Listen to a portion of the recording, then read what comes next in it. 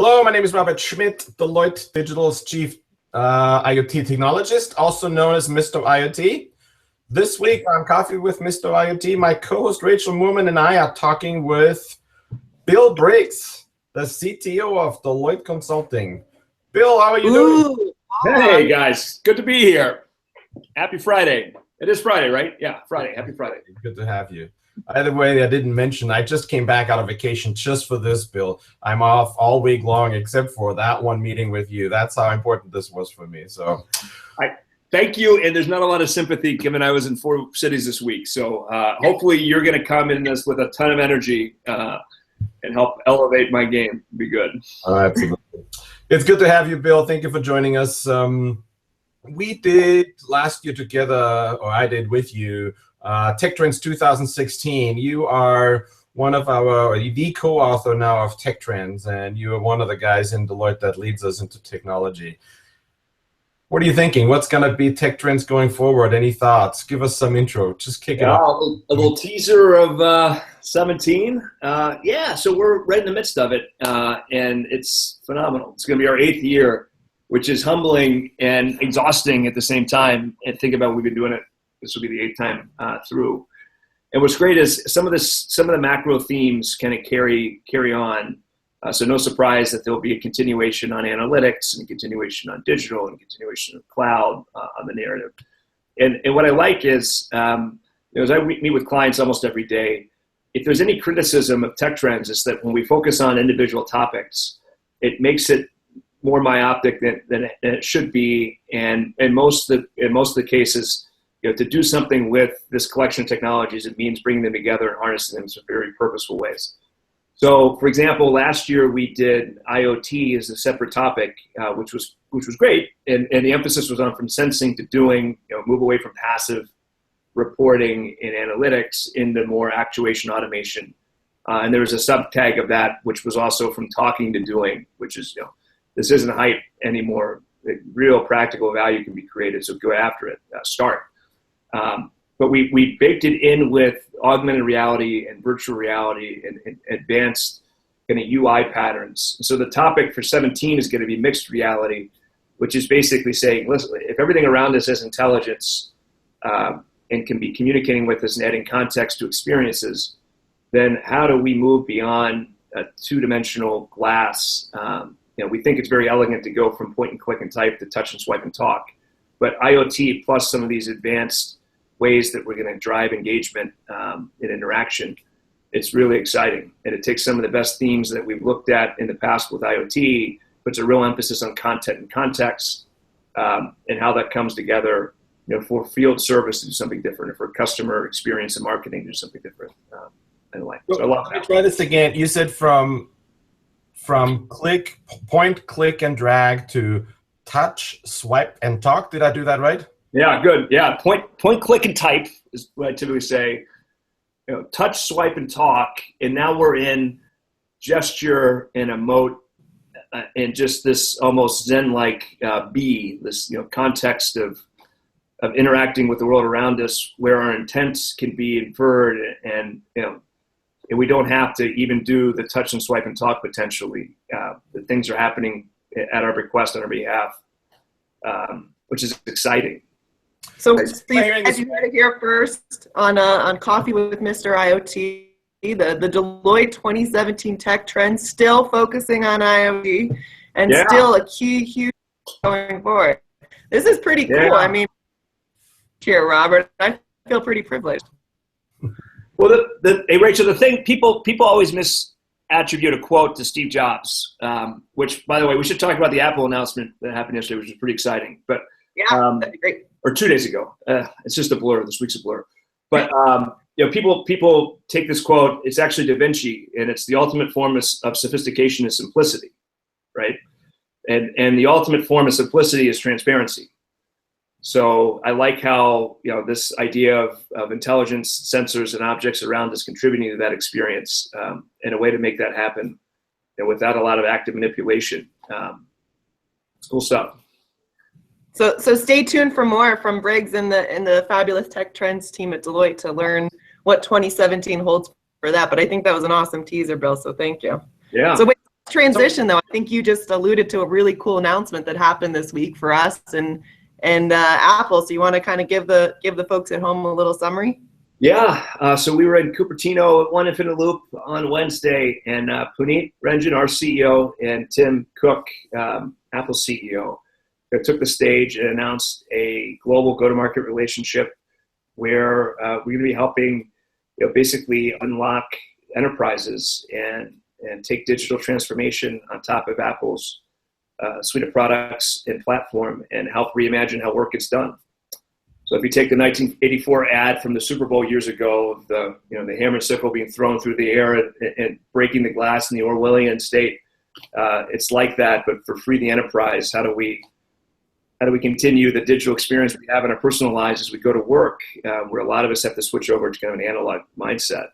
So how do we drive the right opportunities across industry, across business process and function?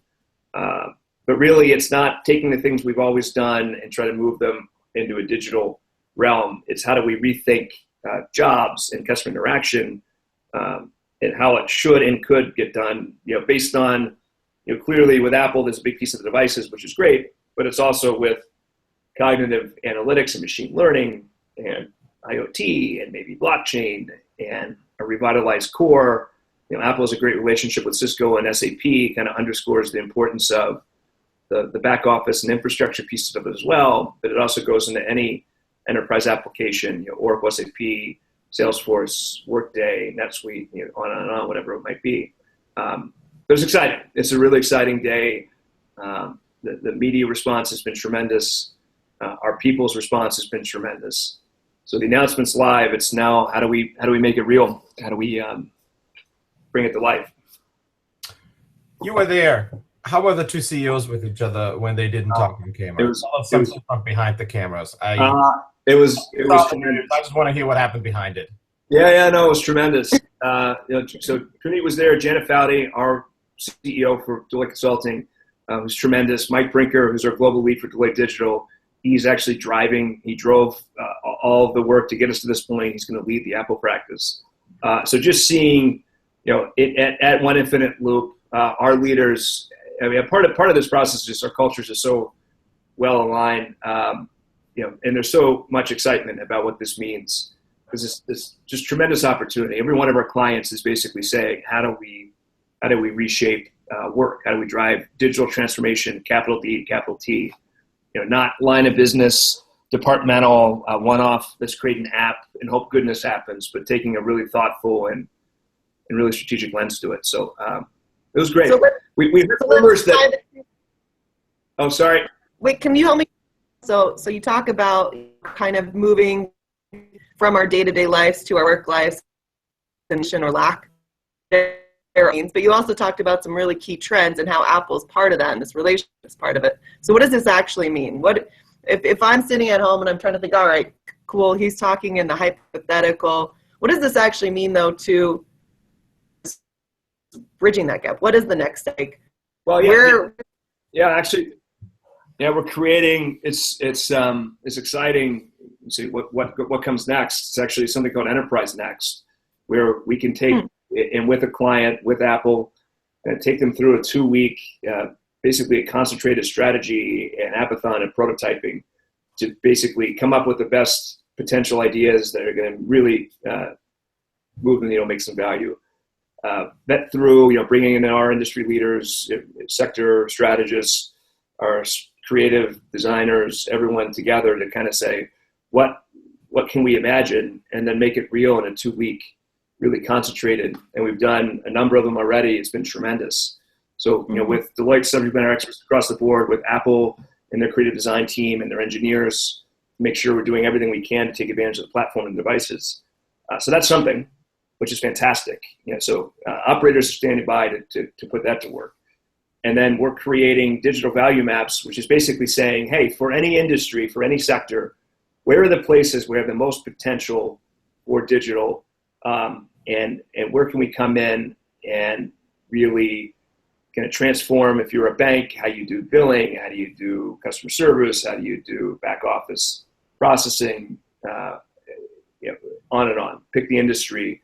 So that the digital value map is basically saying we're going to start the conversation with a lot of great targets that we've already thought through and help them, help any given client, any one of Apple's customers, move from perpetual prototyping into, here's the things we have confidence we're going to go after and make it real.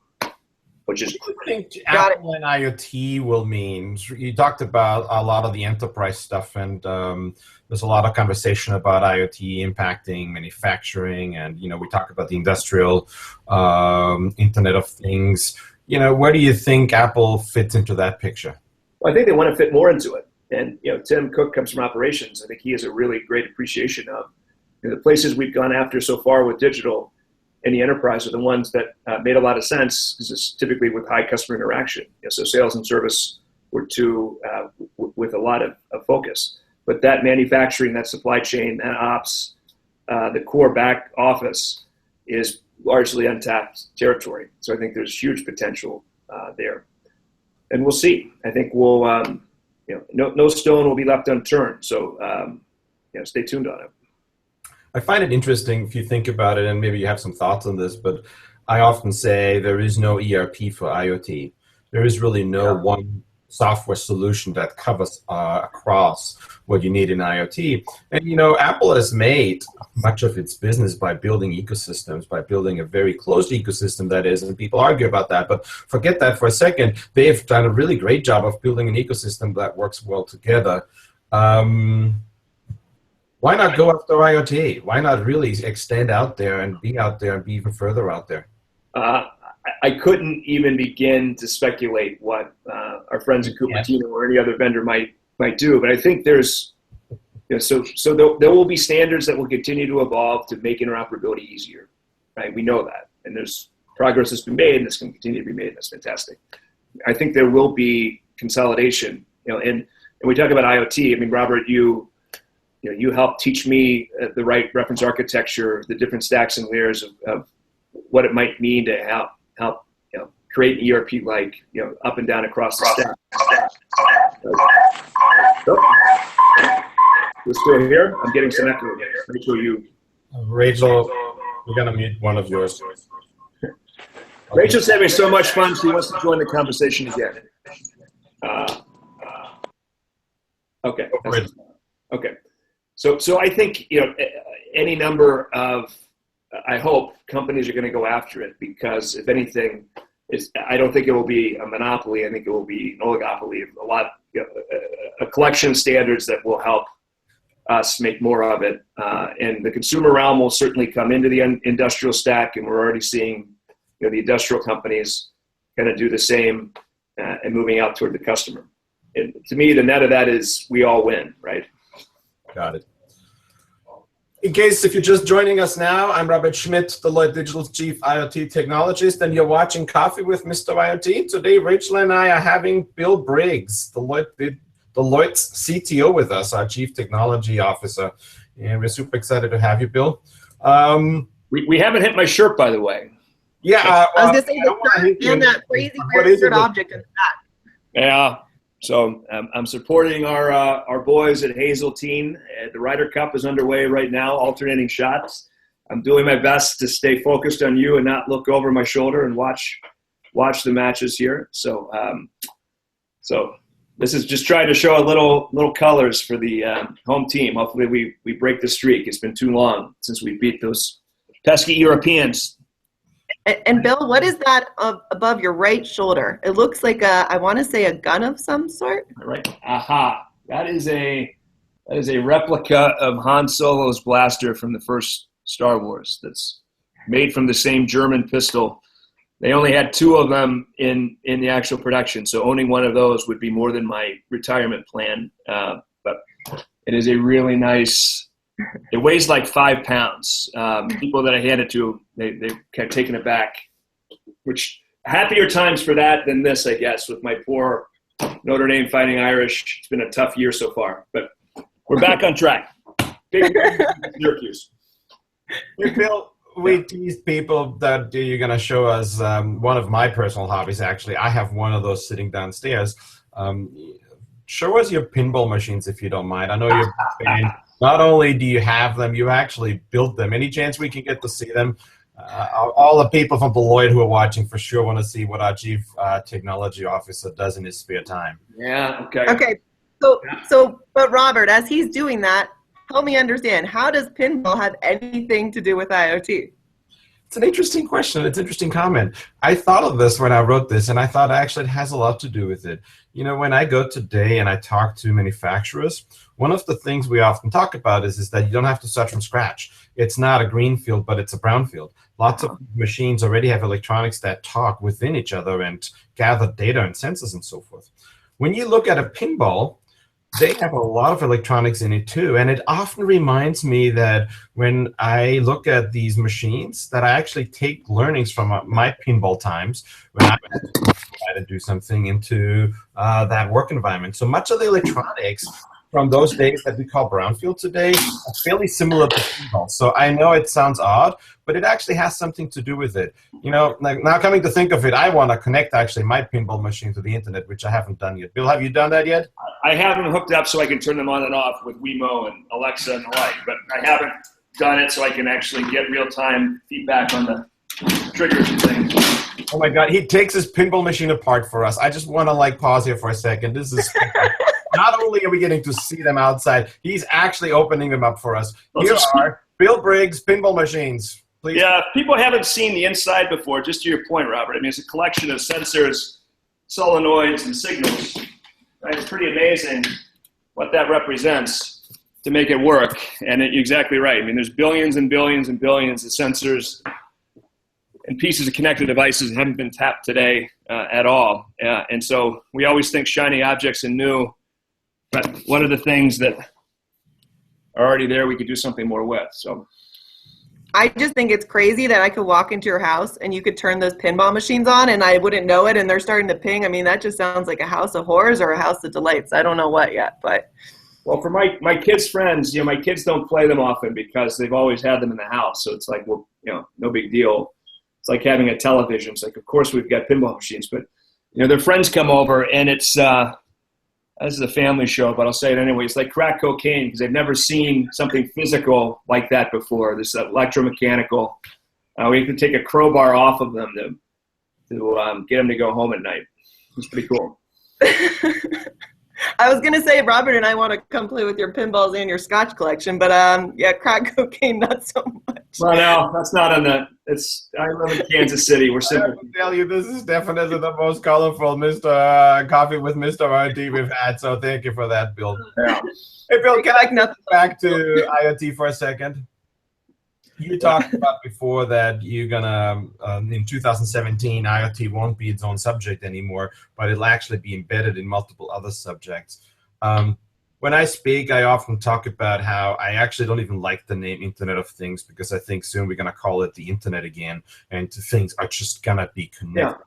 Yeah. What's your take on that? How far away are we from that vision? Well, I think that, I mean, you know, let's do some Shakespeare, right? What's in the name? I think it actually, it sets the emphasis. And when we say the Internet of Things, it almost always is the point of let's lean in and talk about the things. And then it lends itself to the shiny object things because there's so much interesting stuff happening, which is great, but it's not the point. And so it's that, not the Internet of everything, and the sub-commentary of everything around this is eventually going to have a pulse and have some compute baked into it and have the ability to participate, and not just giving us sensors, you know, signals off the sensors, but also participating in very complex contracts and process orchestration and automation and the like. It's great that we have the backdrop and the potential, but the flip around, I rather focus on the Internet of some things, very purposefully bounded and put together, you know, for some very clear value. And the problem with IoT, just like the problem when we focused on big data, is we focused on the volume and not the question and the insight and the outcome. And the same thing with IoT. It's a bit of, you know, let's do string theory about, let's solve for the full potential of everything we might be able to connect and all the data we might be able to get and all the things we might be able to actuate and automate. In reality, I'm from Kansas City. The Royals won the World Series last year playing small ball. We need small ball in this, right? We need to So when we say, okay, blockchain in the tech trend for 17 on blockchain is about the trust economy, which a big piece of that is digital identities. Yep.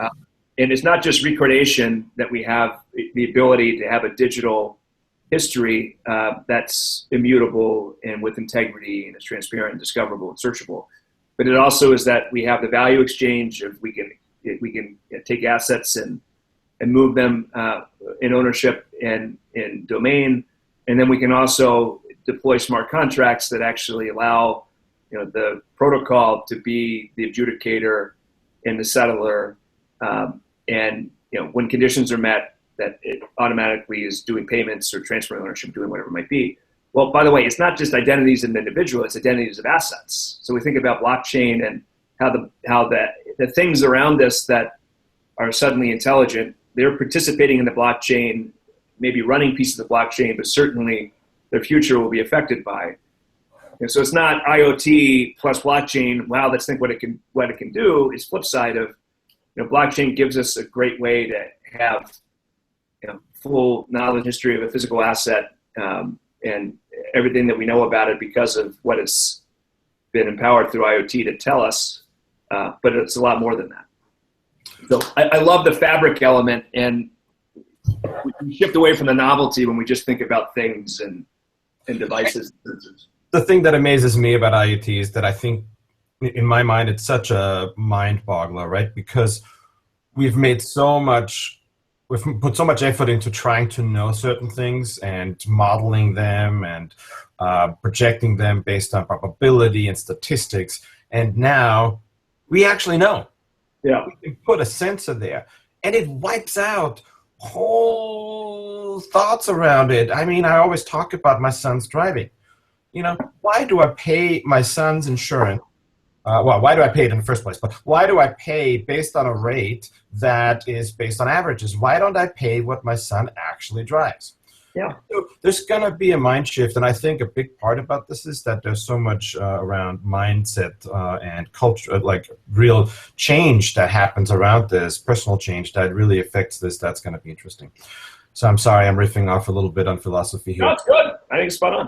And I don't know your son, but I don't think many people would say, I want to use actual usage-based, performance-based underwriting for my teenager. But that's good for you. You raised him right. Hey, we have about another 3 minutes to go. So I just want to close it out with one question for all of us. And I don't know who wants to start. Maybe we'll start with you, Bill. But thanks for being here to start with.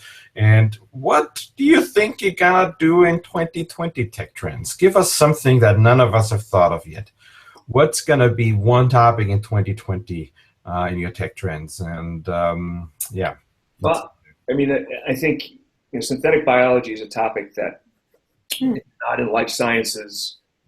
It's still probably the things that are happening. You would think they're still science fiction, and they're real. And so as that progresses in the next 4 years, I mean, what does that mean to other industries? And we're effectively starting to treat death as it's a solvable problem with a solution. It's a problem statement with a solution domain. And what does that mean in other industries? In the shorthand is quite a bit, right? So things like that, which today would be more applied science, moving into information technology, and kind of what's the business, what's the government implication? By the way, what's the social implication? And so we're already broadening the definition of risk from security and privacy, regulatory compliance, into things like ethics and morality. And when you start dabbling with topics like that, it has to be front and center. Interesting. Rachel, any closing thoughts? No, I think Bill just touched on it, though, which is technology not separating itself from our day-to-day in our industries, but it's actually part of it and inherent. So to your point, Robert, it's not the Internet of Things. It's not the Internet. It's just kind of what we're doing. It is our world as technology collides in everything we do.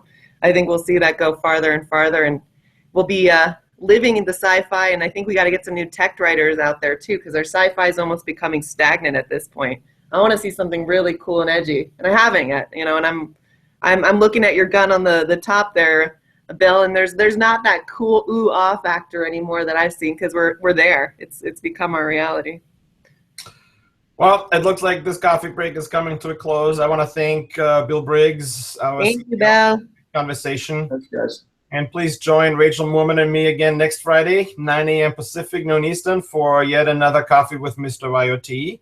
And by the way, if you missed any part of today's fascinating conversation with Bill, you can watch it again, as all the previous episodes, on my YouTube channel.